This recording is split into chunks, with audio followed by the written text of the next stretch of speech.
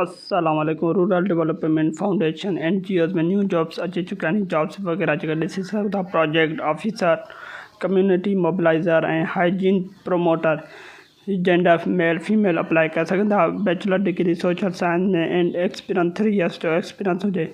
हिन NGOs में कहिड़े तरीक़े खां अप्लाई कबो, कीअं कबो, हुनजी जेका का ईमेल आहे मां तव्हांखां डिस्क्रिप्शन में ॾेई छॾींदुमि। हिन तव्हां कॉपी करे सघो था एंड Gmail ते अची करे तव्हां पंहिंजी अपडेटेड CV मोकिलींदो ऐं CV कहिड़े तरीक़े खां मोकिलिणी आहे तव्हां उन ई तरीक़े खां मोकिलींदो, तॾहिं वञी तव्हां ॾे रिस्पॉन्स ईंदो ऐं तव्हांजो हिन में अप्लाई थींदो।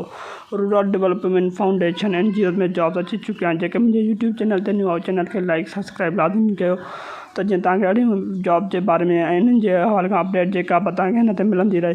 त अचो त हलूं था मेल ते, तव्हांखे मां ॿुधाईंदो कहिड़े तरीक़े खां तव्हां ईमेल ते CV मोकिले सघो था। पंहिंजी ईमेल ते अचियासीं। Gmail ते तव्हां त इहे ईमेल पेस्ट कंदो NGO जी ऐं उन खां पोइ सब्जेक्ट लाइन में तव्हां पोस्ट खे मेंशन कंदो प्रोजेक्ट मैनेजर एंड देन उन खां पोइ तव्हां हिते क्लिक कंदो एंड CV अटैच कंदो। CV अटैच करे एंड सेंड कंदो, तव्हांजो कंप्लीट अप्लाई थींदो हिन में अहिड़े तरीक़े खां।